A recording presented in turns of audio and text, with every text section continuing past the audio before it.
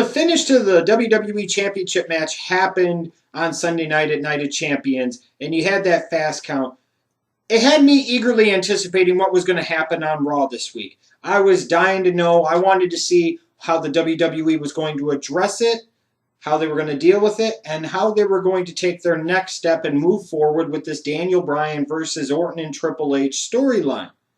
That's what I wanted to find out. Well, it looks like I got my answer with this week's Raw, that's for sure. So it should not have surprised anyone with how Night of Champions finished on Sunday night that God was going to kick off the show. It was the right thing to do because by far the most important thing you had to do from a storyline standpoint is address the main event finish and address the 800-pound gorilla in the room, and that is the fast count. I was still kind of surprised that the commentators pretty much ignored it on Sunday night. I think that was a bad call. That was something that needed to be brought up, especially if you're just going to bring it up the next night anyways. But you had to know this was going to be addressed probably right away. You know, it's the most important storyline in the company right now. As a result, it was involving how the pay-per-view finished last night. It had to be addressed here. One thing that I do think is very Bush League on the WWE standpoint is you've got God out there. He's got a DVD out September 24th, and you're getting like no promotion for it whatsoever. Why is the Schleg Daddy, and hopefully all of the members of the Schleg Daddy Supper Club, doing a better job of promoting Thy Kingdom Come, which comes out September 24th? It'll be 3 discs of awesome, orgasmic wrestling commentary, action, insights, biography, everything. Why are we plugging it on the internet and the WWE can't? That's Bush League. That's Bush League, Vince. Triple H should be coming out first and foremost to try and sell his own shit. This should become the greatest selling DVD in all time, damn it. Anyways, I think a lot of people going into this were probably thinking in the back of their heads or just flat out saying it, is they were assuming either one of two things was going to happen. Either Daniel Bryan's victory was going to be null and void and the championship would just go back to Orton, or they were just going to strip Daniel Bryan of the title and leave it up for grabs. Well, it looks like Triple H and the writers of WWE decided to go with the second one, which opens up a lot of interesting possibilities. I thought this opening segment between God and Daniel Bryan was really damn good. I thought the interaction here again was really damn good. Daniel Bryan was over like $1 million with that Cleveland crowd. The way he just refused to give up the title, this was good. You know, and the whole thing with Scott Armstrong. You know, and they're setting it up, and on the one hand, you're thinking, well, maybe it was Vince McMahon that ultimately had something to do with the fast count. You know, when they had Scott Armstrong say, well, they got us, Daniel. But, you know, the real genius of it is more likely than not, we know that it's going to be Triple H that ultimately was behind it. What genius writing by the WWE in this particular case to have Triple H get another referee to make a fast count and then blame it on Daniel Bryan by having Scott Armstrong in cahoots the entire time because you're afraid Daniel Bryan's actually going to legitimately beat Randy Orton. As a result, you stack the deck and you say, well, he's going to beat him. We'll make it controversial so that way we can make it null and void and find a way later to put the belt back on Orton. This is genius. This is good shit. The ultimate question out of this whole opening segment was, who does Scott Armstrong work for? I thought we were going to get 2 Scott Armstrongs there for a second. How awesome would that have been? That'd have been 2 people for Mr. Rout to call Dennis for whatever the fuck reason. 2 Scott Armstrongs instead of 1. But we got 1. Who does he work for? Well, by the middle of the show, apparently, he doesn't work for anybody because they fired his ass. Well, that's fucked up. This is all a work. Triple H is behind everything because he is God. He didn't beat Hogan in the poll Saturday night. Or Sunday night, excuse me. But then again, he's only God. He's not Hulk Hogan, brother. Some really quick Supper Club news to handle. You know, I sat there and out of the graciousness of my heart, announced a few of the members a couple weeks ago, and you people act like you don't even care. And the worst thing of all, the people that act like they don't even care are those that have already gained induction into the Schleg Daddy Supper Club. You've got one Randy Orton, you've got an Asian Randy Orton, and you've got Marvelous Mark.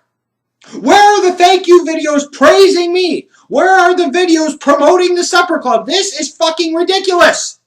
You guys need to get on this shit. I'm going to hunt you down on Facebook or on the phone, Skype, whatever I have to do. We're going to rectify this.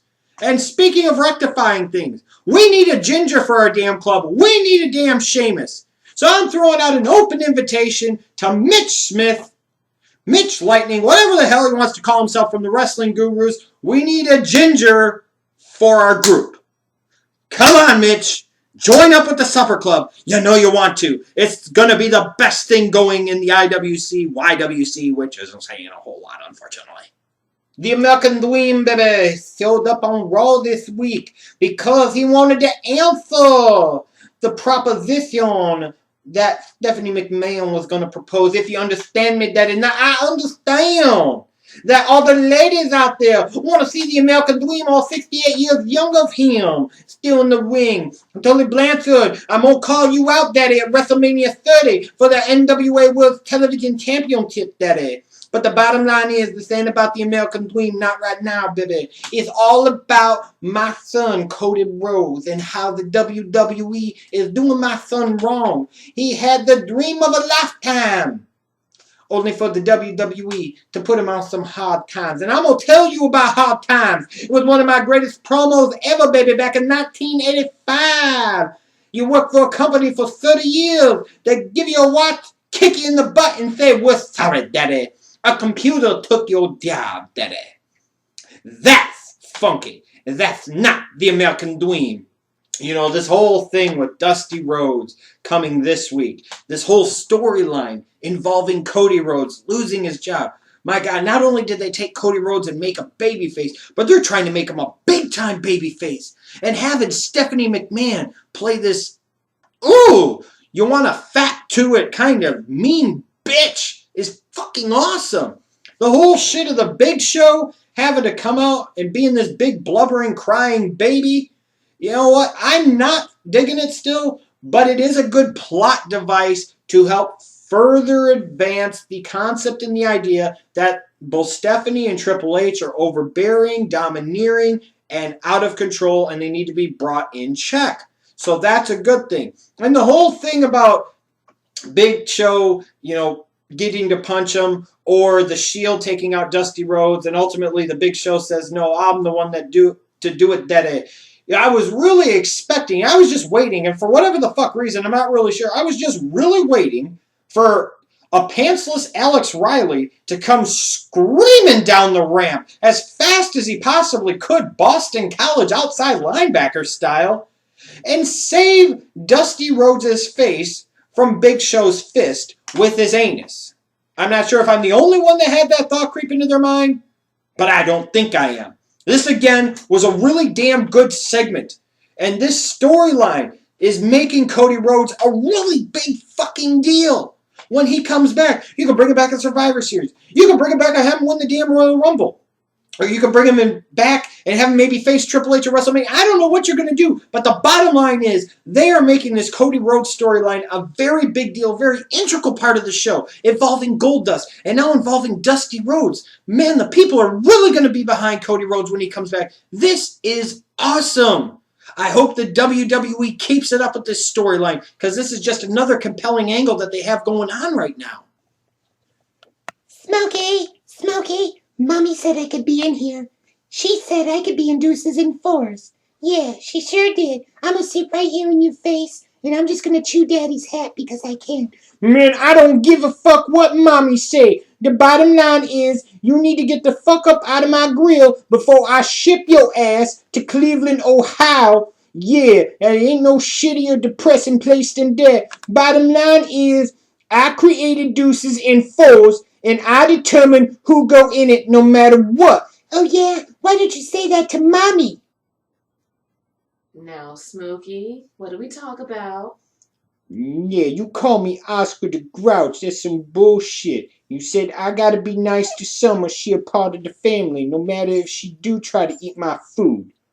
And to think, I just went to McDonald's and was going to get you a double cheeseburger. Oh, wait a second. Did you say you got me a double cheeseburger? Mm-hmm. Ladies and gentlemen, we now have a temporary member of the Deuces and Fours. Yeah, she in the pledge status right now, and that's Summer. She walking off. Yeah. Now, you were serious about that cheeseburger, weren't you, Mommy? Mm-hmm. Okay, well, you need to come on the fuck with it, woman. You damn right. So apparently Ryback doesn't like bullies, and Paul Heyman likes to sit in wheelchairs and kiss men on the cheeks that have scruffy beards. I I do not want to see a long-term CM Punk Ryback feud. I don't care if it was Punk as a heel, Ryback as a face again, or now with the roles reversed with Ryback as a chicken shit heel and CM Punk as a babyface. I don't want to see this. I really don't. The only reason I'm going to hang with it and give it a shot is because it's still ultimately about CM Punk and Paul Heyman, and I'm hoping we're going to get some big payoff to that, maybe either at Survivor Series or perhaps at TLC in December. Otherwise, Ryback CM Punk, no thank you. Sometimes I love how the WWE puts the screws to people when they're in their hometown. The hometown boy got the ass beating of a lifetime from Randall Keith Orton. That's, of course, The Miz. Good, he's stupid as a babyface anyways. I don't give a crap. And his haircut sucks dick. It's terrible. He got the shit kicked out of him in front of his mommy and daddy. This is good, Vince. This is good, Triple H. This is how you do it. This is how you get heat on Randy Orton. This is how you establish him as a tough, aggressive heel. I fucking love this. You got the ass whooping of a lifetime.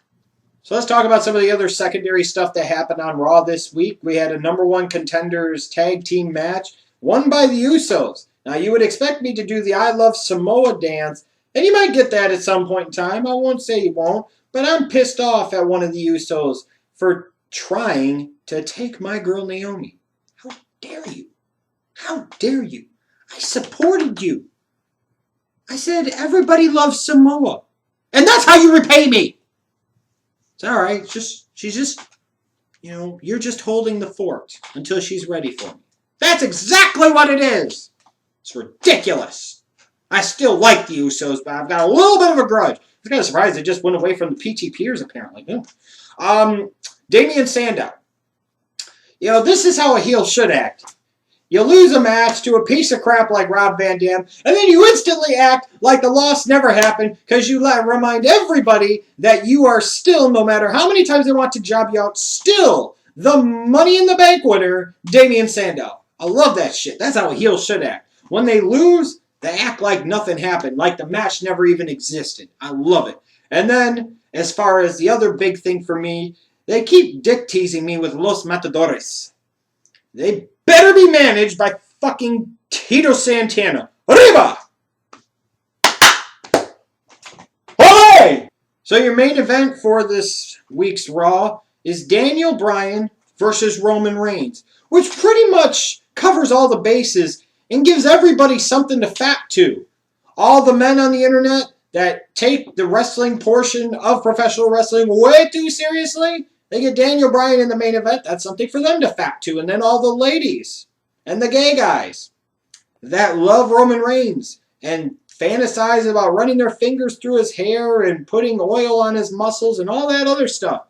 They had something to fap to in their own way. So everybody had all their bases covered. This was a very sexual main event to Raw, whether you want to admit it or not. Period. As far as how it went down, a pretty standard business match.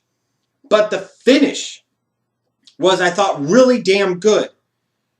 Every once in a while, it's nice to have some chaos. It's nice to have some anarchy. And in particular, in this case, at times you need some Crash TV elements. And what better Crash TV element to insert here than having the big run out when Daniel Bryan is getting the shit kicked out of him by the Shield and Randy Orton, having all these faces come out of the locker room and make the big save, being like, you know what, screw this. Enough is enough and we're not going to take it anymore. Period. Where were all these guys when Dusty Rhodes was getting a fist in his face, in particular pantsless Alex Riley's, saving Dusty's face from Big Show's fist with his anus? Where were these guys? Where were they? Well, they were there for Daniel Bryan, I guess, when it really mattered the most.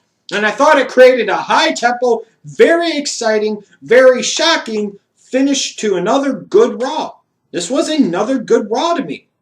In terms of the past month plus, this is in the middle in terms of the quality of the Raw. It's not the best, definitely not the worst, but the past 5 Raws or so have all been enjoyable to me. And this was another one. You had some major storylines that I'm very invested in, and you gave me a reason to tune in and watch next week.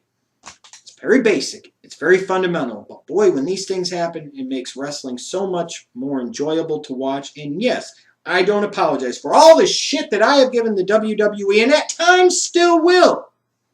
So pretty soon I'm going to be doing a series about character assassination and talking about some of the crappy characters in the WWE and some of these guys that have just stagnated in a whole pool of mediocrity.